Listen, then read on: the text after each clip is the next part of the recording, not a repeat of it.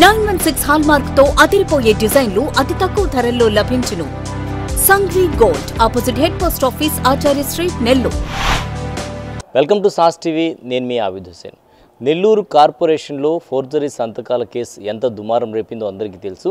అయితే ఈ కేసు అసలు ఏంటి, ఈ కేసు పూర్వపరాలు ఏంటి, అదేవిధంగా దీంట్లో సూత్రధారులు ఎవరు, పాత్రధారులు ఎవరు, దీనికి సంబంధించి పూర్తి వివరాలు అందించేందుకు మనతో పాటు కాకు మురళీధర్ రెడ్డి అడ్వకేట్ ఉన్నారు. వారితో మాట్లాడదాం. మీరు కేసు చూశారు కదా, అసలు ఈ కేసులో సూత్రధారులు ఎవరు, అసలు కేసు ఏంటి?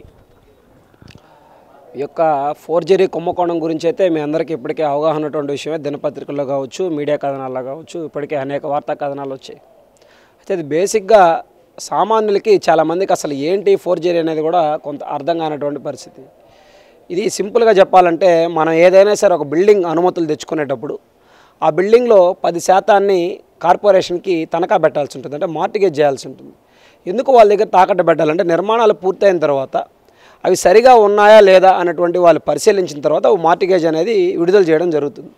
ఎందుకంటే అవి సరిగా ఉంటేనే వాటికి అనుమతులు అనేవి కొనసాగింపబడతాయి. లేని పక్షంలో వాటి రెగ్యులరైజ్ చేయడానికి వాళ్ళకి ఫైన్లు విధించడం కావచ్చు, లేదా ఏదైనా డీవియేటే కట్టుంటే వాటిని డిమాలిష్ చేయడం కావచ్చు. ఈ ప్రక్రియ సర్వసాధారణంగా జరుగుతూ ఉంటుంది. అయితే ఈ క్రమంలో నిర్మాణాలు పూర్తి కాకుండానే లంచాలు తీసుకొని కమిషనర్ గారి చేత మేము పనులు చేపిస్తామని చెప్పి బిల్డింగ్ యాజమాన్యాల దగ్గర నుంచి డబ్బులు తీసుకొని వీళ్ళు ఈ యొక్క సంతకాలని ఫోర్జరీ చేసి, కమిషనర్ గారి సంతకాలని ఫోర్జరీ చేసి ఆక్యుపెన్సీ సర్టిఫికేట్ అంటాం.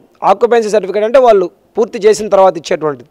అది పూర్తి కాకముందే, ఆక్యుపెన్సీ సర్టిఫికేట్లు రాకముందే వీళ్ళు రకరకాల లోన్ పర్పస్ల కోసం బిల్డింగ్లు తీసేసుకోవడం క్రమంలో జరిగే క్రమంలో వీళ్ళు సరే కార్పొరేషన్లో ఏదైనా వీళ్ళకి ఇన్ఫ్లుయెన్స్ ఉంటుంది కదా, కమిషనర్ గారితో చెప్పి చేయిస్తారేమో అనే ఉద్దేశంతో వీళ్ళు చేస్తే, వీళ్ళు ఇన్ఫ్లుయెన్స్తోనో లేకపోతే కన్విన్స్ చేసో వివరిచ్చో సమస్య చెప్పో చేసేదానికి పక్కన పెడితే, వీళ్ళే నేరుగా కమిషనర్ గారి సంతకాలని ఫోర్జరీ చేయడం, ఆ ఫోర్జరీ అనేది ఆలస్యంగా వెలుగులోకి రావడం, మా దగ్గర కొన్ని లీగల్ ఒపీనియన్లు వచ్చినప్పుడు మేము వాటిని పరిశీలించి చూడడం, వాటి రికార్డ్స్ మాకు ఆన్లైన్లో లభ్యం కాకపోవడంతో మేము నేరుగా కమిషనర్ గారికి లిఖితపూర్వకమైనటువంటి ఫిర్యాదు చేశాం.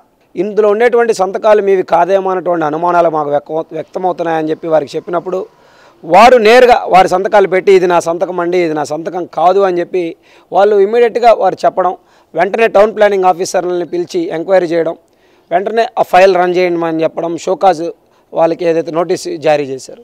అయితే వాళ్ళు ఇచ్చినటువంటి సమాధానాలు సంతృప్తికరంగా లేకపోవడం, వారి మాటల్లో, వారి స్టేట్మెంట్లలో లొసుగులన్నీ బయటపడడం, వారి ప్రాథమిక విచారణలో వారు కొంతమంది పేర్లు చెప్పడంతో ఈ సంతకాల ఫోర్జరీ కుంభకోణం అనేది ఒక సంచలనాత్మకంగా వెలుగులోకి రావడం జరిగింది.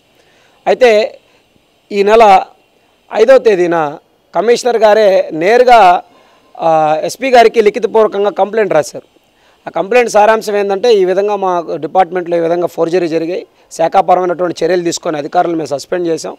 సస్పెండ్ చేసిన తర్వాత వారి ఫర్దర్ క్రిమినల్ ఎంక్వైరీ చేయాల్సినటువంటి అవసరం ఉంది. వారు కొన్ని పేర్లు చెప్పారు, ఆ పేర్ల వివరాలు కూడా మీకు పొందుపరుస్తున్నామని చెప్పి వారు లిఖితపూర్వకంగా ఎస్పీ గారికి కంప్లైంట్ చేశారు. అయితే ఇచ్చి దాదాపుగా 12-13 రోజులు అయినప్పటికీ కూడా దానిపైన చర్యలు లేకపోవడం, ఎఫ్ఐఆర్ నమోదు చేయకపోవడంతో మేము నిన్న మీడియా సమావేశం పెట్టి ఏర్పాటు చేసి మంత్రి గారిని, ఎమ్మెల్యే గారిని కోరడం జరిగింది, అధికార యంత్రాంగాన్ని కోరడం జరిగింది, ప్రభుత్వాన్ని కూడా కోరడం జరిగింది. అవినీతి కుంభకోణాల విషయంలో శాఖాపరమైన చర్యలు తీసుకున్నటువంటి పరిస్థితుల్లో సాక్షాత్తు ఒక ఐఏఎస్ అధికారి సంతకాన్ని ఫోర్జరీ చేసే అటువంటి కేసులో సాధారణ వ్యక్తులు కంప్లైంట్ చేస్తేనే ఎఫ్ఐఆర్ చేసేటువంటి ఈ రోజుల్లో ఒక ఐఏఎస్ అధికారి ఇచ్చినటువంటి ఫిర్యాదు పైన ఇప్పటివరకు ఎఫ్ఐఆర్ ఎందుకు చేయట్లేదని అడగడం జరిగింది. తర్వాత పోలీస్ శాఖలో కదలిక రావడం, నిన్న ఎఫ్ఐఆర్ చేయడం జరిగింది. దానిపైనగా ఈరోజు మీడియా సమావేశం ఏర్పాటు చేసి వివరాలన్నీ కూడా ప్రజలకు తెలియజేయడం జరిగింది. ఇక్కడ ఆ యొక్క ఎఫ్ఐఆర్లో కేవలం 4 ఉద్యోగుల్ని, అదేవిధంగా మేయర్ భర్తగా ఎవరైతే ఉన్నారో జయవర్ధన్ అనేటువంటి వ్యక్తిని, అతనికి సహకరించినటువంటి శివకృష్ణ, అదేవిధంగా దీప్ అనేటువంటి వ్యక్తుల పేర్లు పెట్టినట్టు మాకు ఇప్పటి వరకు ఉన్నటువంటి సమాచారం. అయితే మీరు ఒక విషయం ఆలోచించాల్సిన విషయం ఏంటంటే, ఇప్పుడున్నటువంటి ఐఏఎస్ సంతకమే కాదు, 2022లో నగర కమిషనర్గా ఉన్నటువంటి హరిత గారి సంతకాన్ని కూడా ఫోర్జరీ చేసినట్టుగా ఈ విచారణలో బయటకు రావడం జరిగింది. మరి ఇన్ని రోజుల నుంచి జరుగుతుంటే మేము 9 ఫైళ్ళని వాళ్ళకి కంప్లైంట్ రూపంలో ఇచ్చాం. మరి 9 ఫైళ్ళు కాస్త ఈరోజు 70 ఫైళ్ళని కమిషనర్ గారు చెప్పారు. ఇప్పుడు అవి దాదాపుగా 150 పైచీలకు ఫైళ్ళుగా ఉన్నాయి అన్నటువంటి అనుమానాలు ఈ ప్రాథమిక సమాచారంతో వస్తామని. మరి ఇంతటి కుంభకోణం వెనకాల కేవలం ఉన్నటువంటి వ్యక్తులు వీళ్ళ వెనకాల సహకరిస్తున్నటువంటి వ్యక్తులు ఎవరు? ఆనాటి వైసీపీ కార్పొరేటర్లు ఎవరు? మనం ఇచ్చిన ప్రాంతాల వారీగా చూస్తే దాదాపుగా 7 డివిజన్లకు సంబంధించినటువంటి 7 కార్పొరేటర్లు ఇందులో భాగస్వామి అయినట్టుగా కొంతమంది ద్వారా మనకు వచ్చేటువంటి మౌఖిక సమాచారం. రైట్. అయితే ప్రధానంగా తీసుకుంటే ఇటువంటి ఫోర్జరీస్ జరిగినప్పుడు ఎలాంటి శిక్షలు ఉంటాయి, ఎలాంటి కేసులు నమోదయ్యేటువంటి అవకాశం ఉంది, ఎలాంటి సెక్షన్స్ కింద కేసులు నమోదయ్యే అవకాశం ఉంది, ఎలాంటి శిక్షలు ఉంటాయి రుజువు అయితే? ఈరోజు ఎఫ్ఐఆర్లో మనం గమనిస్తే 120B పెట్టారు. అంటే ఏదైనా ఒక కుట్రపూరితమైనటువంటి పై అధికారులకు తెలియకుండా కింది స్థాయి ఉద్యోగులు కానీ ప్రభుత్వ సంస్థలు ఏదైనా ఒక కుట్రపూరితమైనటువంటి వ్యవహారానికి తెరదీసినప్పుడు ఐపీసీలో 120B సెక్షన్ని వాళ్ళు ఎంటర్ చేయడం జరుగుతుంది.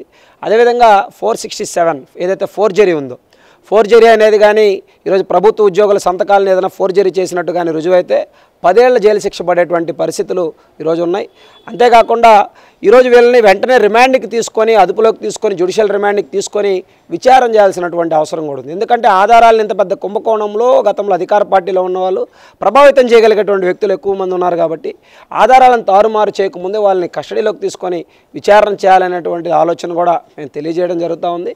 అదేవిధంగా దీని వెనకాలన్నటువంటి వాళ్ళు ఎవరు, ఏ కార్పొరేటర్లు ఉన్నారు, ఏ వైసీపీ నాయకులు ఉన్నారు, ఎవరైతే మేయర్ భర్తతో సన్నిహిత సంబంధాలు కలిగినటువంటి రూరల్ నాయకులు ఉన్నారా, జిల్లా నాయకులు ఉన్నారా, ఎవరున్నారన్నటువంటి విషయాన్ని కూడా ఒకసారి వారికి సహకరించినటువంటి నాయకులు ఎవరు, ఈ విషయం పైన కూడా విచారణ చేయాలి. ఎందుకంటే సామాన్య ఉద్యోగులను మాత్రమే బలిపశువులుగా చేసి దాని వెనకుండేటువంటి పెద్ద తిమింగలాలని వదిలేయడం అనేది సమంజసం కాదు. కాబట్టి ఏ పార్టీ అధికారంలో ఉన్నా అవినీతిని సహించకూడదు. ఎందుకంటే ప్రజాస్వామ్యంలో ప్రజలకు జవాబుదారీతనంగా ఉండాలి. ఎవరైనా కూడా ప్రజల పన్నులను జీతాలు తీసుకోగలిగినటువంటి అధికారులు కావచ్చు, యంత్రాంగం కావచ్చు, ప్రజలకి జవాబుదారీతనంతో ఉండాలి. కాబట్టి మా ఈ పోరాటం కూడా ఏంటంటే ప్రశ్నించకపోతే, ప్రశ్న అనేదే లేకపోతే సమాధానం చెప్పేవాడు ఉండడు. ఈరోజు పోరాటమే లేకపోతే అవినీతి పైన చర్యలు ఉండవు అనేటువంటి ఉద్దేశంతో ఈరోజు ప్రశ్నించే గొంతుకలు, ప్రజా పోరాటాలే అవినీతి అక్రమాలు ఎదుర్కోగలవన్నటువంటి ఒకే ఒక నినాదంతో మేము ఈరోజు ముందుకు పోతా ఉన్నాం. మొత్తం కార్పొరేషన్ ప్రక్షాళన ఈరోజు అన్ని డిపార్ట్మెంట్లో ఇది బయటకు వచ్చిన తర్వాత అనేక ఫిర్యాదులు వస్తూ ఉన్నాయి.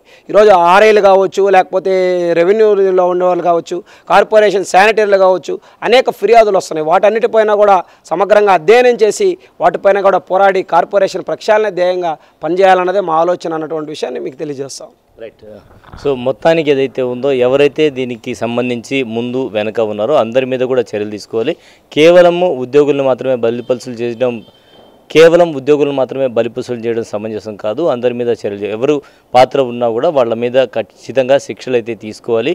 ప్రతి ఒక్కరు ఎవరైతే పాత్రధారులు ఉన్నారో, ఎవరైతే సూత్రధారులు ఉన్నారో అందరి మీద కూడా విచారణ చేయాల్సిన అవసరం ఉంది అంటున్నారు కాకు మురళీరెడ్డి గారు. కెమెరామెన్ అహ్మద్తో హుసేన్, సాస్ టీవీ, నెల్లూరు. సంఘ్వి గోల్డ్ స్వర్ణాభరణాల కొనుగోలుకు ఒక నమ్మకం.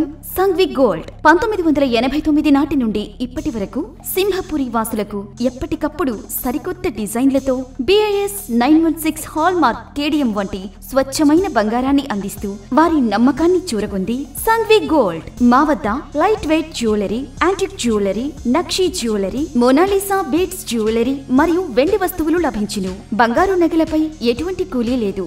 వెండి ఆభరణాలపై ఎటువంటి తరుగు, కూలీ లేదు. ఆర్డర్ చేసిన అన్ని రకాల ఆభరణాలు సకాలంలో తయారు చేసి ఇవ్వబడును.